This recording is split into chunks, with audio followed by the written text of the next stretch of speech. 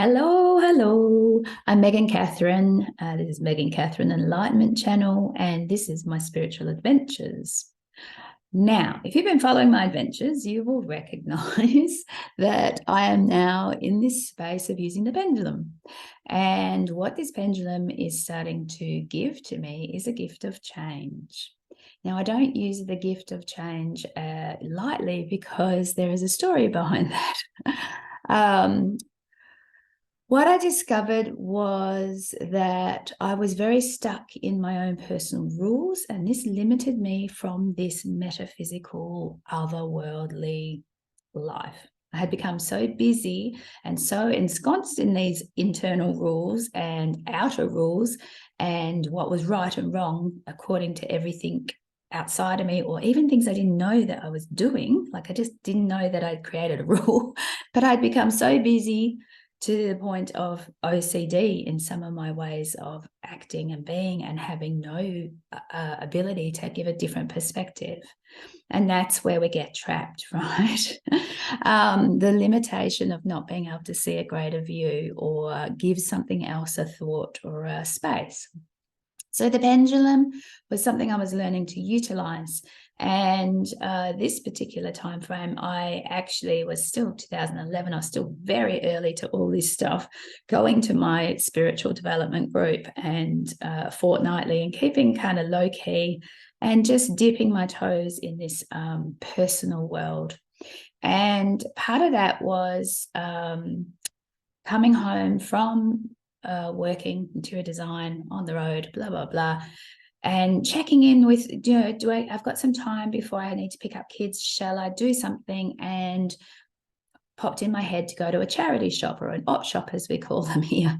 And I was like checking, getting big yes. And I knew the one that I could stop on the way home, and did that, walked in, but didn't take the pendulum because I was like, embarrassed, like loopy fruit here, right? Keeping this very closed behind closed doors style. Went into the shop, wandered my way around, possibly bought other things. I have no idea. But the point of this particular experience was coming to find myself in front of the bookshelf and feeling like I was, why am I here in front of the books? Why am I here in front of the books? And kind of going, okay, go with this. And having a flick through, and I possibly bought a few different books. There would have been some things that I was quite interested in, or felt I was interested in, or could handle. But one of the books that I was quite drawn to, and I probably wouldn't have bought it except for the fact that it was 50 cents. And I went, okay, I'm just going to go with that, was Return to Love. It was is a book by Marianne Williamson, and this is not necessarily a plug for Marianne, but this book in itself brought me to a whole different space. This book was tattered, yellowed, dirty. The top couple of parts of it had all been chopped off on the corner. It was probably, I don't know, ex-library book or something. I have no idea. It was a bit of a tatty mess. And I sort of went, oh, do I really want this book? But I just had something inside me say yes. When I got out to the car and I checked, sure enough, big yes from the pendulum. I was like, okay. So it was a little moment where I went, oh, I'm intuitively on track. But when I got home and started flicking through this book, it was full of stuff around God. Now, you may or may not be aware, but Marianne Williamson started her journey, or spiritual journey. Well, I don't know where she started. I don't know that much about it, but part of it is this whole The Course in Miracles, which is a channeled book from Jesus by a lady, look it up, in the 60s, right? But it runs along the Bible ideas and the psychology ideas. So does tarot, by the way, runs along the psychology ideas. I don't know about Bible, but so the archetypical stuff that was in there, and her story and her return to herself. And I knew that that's what I wanted to do, return to myself. So I really felt I needed to read this book, but I found it a challenge. And the main reason was because of the word God.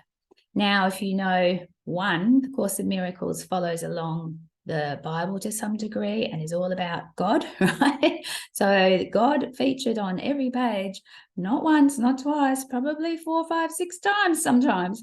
And I felt I couldn't read this book unless I changed it to universe. Now, I've been going to this group and I kind of could grasp this concept of the universe. There were things I didn't like about, they talk about aliens. No, la, la, la, la, don't believe in that stuff. All these different things that I would not open my mind to. And God was a tough one. I was like, I don't know why. I didn't think I had a problem with the word God, but it was so confronting. So the fact this book was so tattered, I felt okay to get a pencil and start crossing out the word God and writing universe. Now, I read this book very slowly. It took me a little while to read bits and pieces. And somewhere around the 3rd or 4th chapter, I stopped crossing out God and let it be what it was. So I had let go on some level of this tight limitation. And I recognize now, or through my time frame, that it's all been about coming back to love. The book is called Return to Love. And part of the problem with the word God and all the stories and let's say past lives actions, his history around God, whether it's human or not, around that otherworldly way of being, letting inspiration in, letting intuition in, hearing source or any other form of spirit or whatever the metaphysical may be, call it what you want. I call it the ever. It is just something I couldn't grasp. And I had to go with this changing it to universe to feel comfortable. And it has changed over time. I've called the forms of, what is God? It's so many different ways. And I think what it is that comes down to is so much fear and pain and struggle has been done in the name of God. But is it really coming from within, in the loving space of that eternal inspiration that we all live as one in? Or is it coming from indoctrination, someone's higher ideals? How is the idea of God and the Bible being used against people? And not just the Bible, all other religions, right? That form of something bigger than us being used to the advantage of someone's ego, or our space of, well, how do bad things happen? Why do bad things happen? How can God let this happen, right? So this was all in me. Energetically, I was holding all of this, and it was limitation. And what else this book brought to my attention and what I could deal with at that moment, because I didn't really understand all that. I didn't know I was about to embark on this great journey of removing the fear from my system to return myself to being love, flowing love, acting as love, and still fighting my ego on occasions. Don't worry, I ain't perfect. Far from it. I don't feel that any of us are. In the imperfection, there is also God, right? So I'm not a big God fan, as in using the word God, but at that point, I had to break through something that was stopping me from even feeling my intuition. And the one way was literally through a book. So God was showing me how to read a book. Okay, let me tell you, take you back. I was very OCD, very full on. So what I was doing to control my thoughts, my feelings, my energies, my things I didn't want to rise up emotionally within me was to control even things like how I read a book. So I would read a book from front cover to back cover.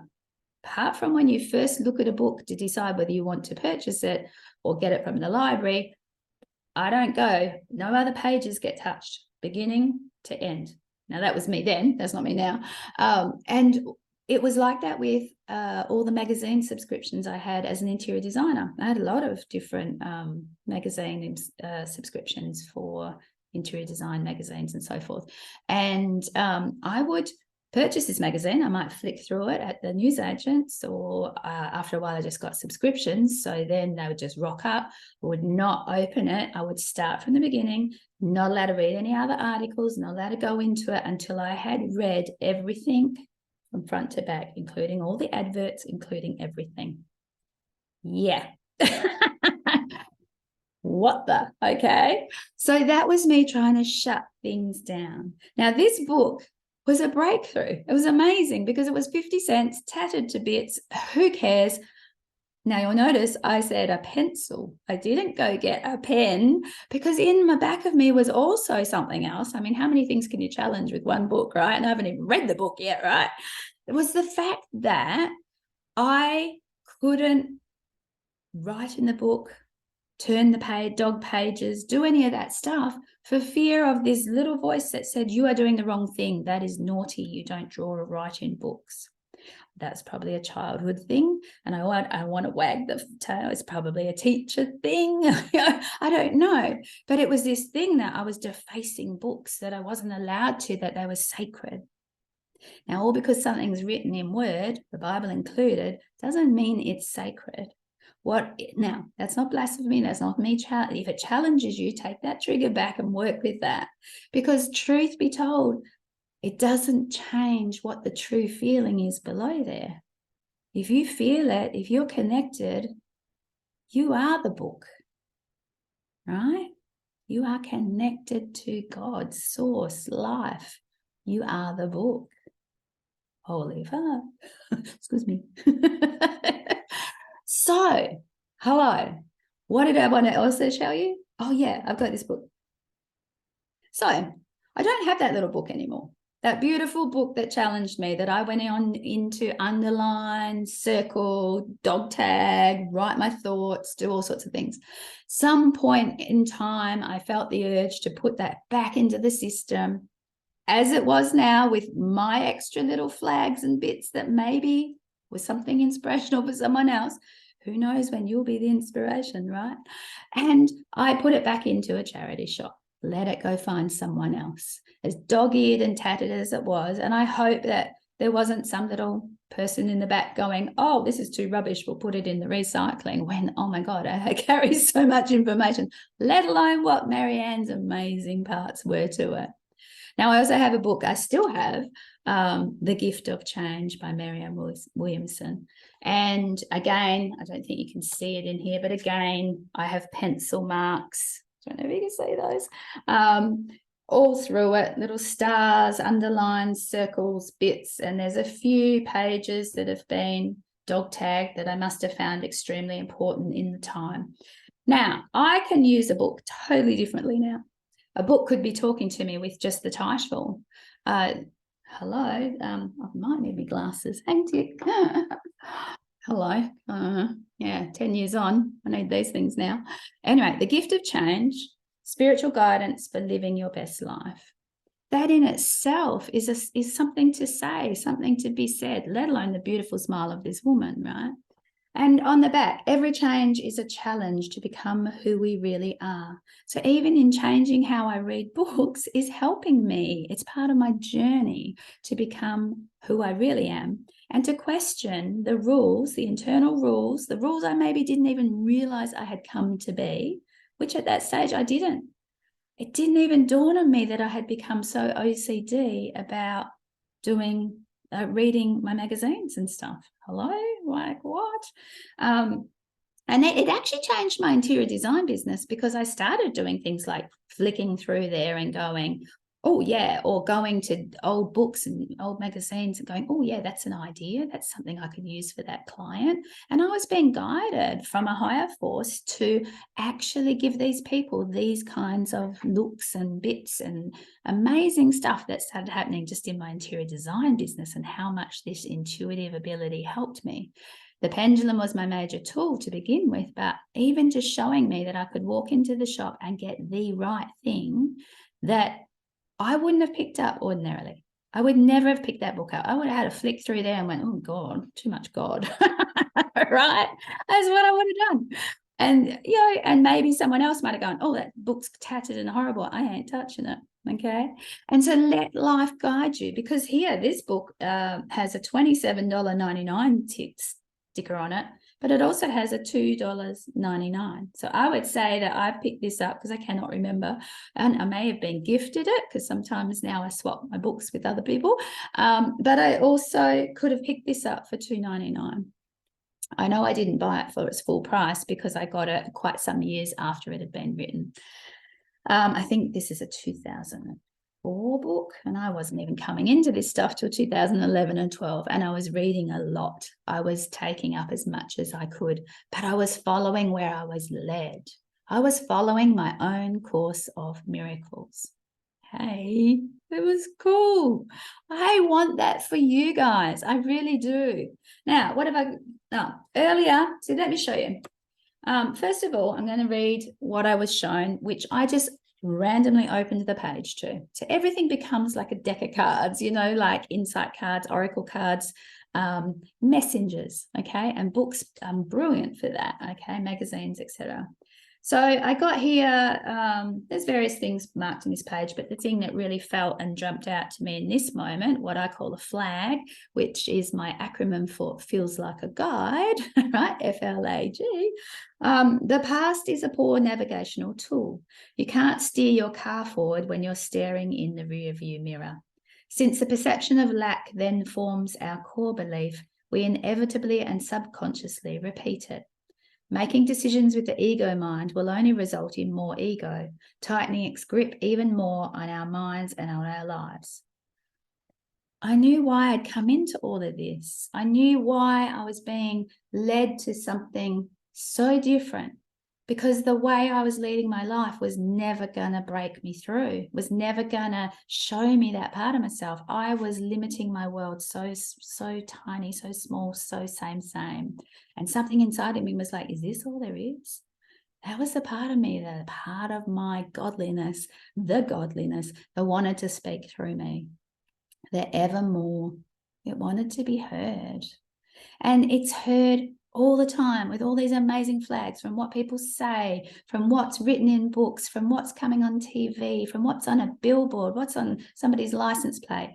Now, I know there are people like, everything's a sign. It's not. It's a flag for you. No two flags ever the same at the ever same time.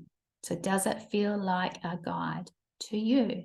So this is this coming back to the internal self. And the pendulum for me brought me back to my body. It was a physical thing.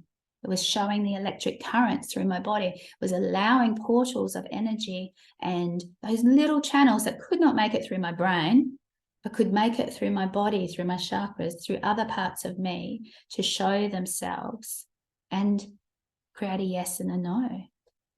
And then these little thoughts that were popping in. And I was confirming them, and I was following it, and it was fun. It was amazing. It was life-changing. So if I was going to have a book now, I would just be feeling like this. It stopped there, and my thumb doesn't want to go any further. That's when you get really into that body embodiment of this. But now I'm kind of looking at a whole page going, okay, what is it that's really standing out to me? Like I'm feeling down. I've written here, every moment holds infinite possibilities. So there's something, I've written, but it's not actually, it's from your plan to God's plan. That's what I'm feeling. And when I go down here, nope. So it was actually 208 from your plan to God's plan, which is probably on page 204, yeah. Oh, that's a biggie. Wasn't going to miss this one, right? So this is where you're moving from if you allow yourself to try something different, to be curious and in the inquisitive of it all, and to use the tools that are available, like giving yourself readings. Learn how to do that. Loads of people on YouTube giving those things. Learn how to use a pendulum if that's what draws you. Learn how to look sideways at something. Learn how to challenge. Oh my God, do I have an internal rule? And check in. What am I feeling? Oh, in this moment, it's all about the God words. What's that, right? But in another moment, it might be, wow, I feel like I'm going to get in trouble for writing on the, so we've got to unpack this stuff. There's a lot of stuff to be unpacked, right? So one bit by one bit, that's why God's plan helps you, because the real plan isn't what's being told to you by somebody else reading a Bible and interpreting it. The real plan is what you're feeling, the little bits and pieces. Now, that person may be perfect for you. That plan might be, oh my God, every time they stand up there on the pulpit, that's the perfect thing I needed to hear. And you're following that course with them until you're not. There are a whole world outside of your church, right? You need to get out there. There's a whole world outside of your work. There's a whole world outside of your family. There's a whole world of information, but it's, okay, where's the internal yes for this? And that's what I was starting to change into, the internal yes. I was feeling my own yeses and my own no's. Slowly but surely, the pendulum was helping me to discover that. Woo! Love it when it comes together. A plan. Where's your plan? Okay, moving into your plan. That's the one. And I know there's lots of you who've been following that plan, but it might be changing up. There might be something else to see or consider. So be open. Don't stick to, but this is what I know, and this is how I spiritually do my stuff, or whatever it may be. Allow yourself to be led, because there is always new and there is always more. And there is always more of you waiting to come out as a response to that, as a discovery, as a personality beyond your ego. Now, I know people call ego personality, but there's this amazing natural self who doesn't give up about what people are saying, right? Doesn't follow those rules, but is coming from a loving being. So they're not out to break rules to hurt people or break rules without any consciousness to what else is going on. But there are so many stupid little rules that we have created or taken on board, or are being our behavior because we're not diving in to our own internal books. What is the book of you? What is there that's from the past that needs releasing? I talked past lives in one of my other ones. So what else is that it can show you, that it can teach you, that you can have a shift? And as I said, just by changing God to universe, I shifted my perspective. Okay, it took me a lot of writing, crossing out a lot of gods over a lot of pages, but I got there, right? And I was much more open, and the God word didn't carry charge like that anymore. And I didn't even need to fully know how it was. Certainly down the track over the years, I've seen different perspectives of what that was or what it could be, or another layer to it. But I definitely broke through. So thanks God for teaching me how to read a book. I wonder what God's trying to teach you, beautiful. Okay, see you on the inside. Bye. Yeah, I know, it's the slow bit.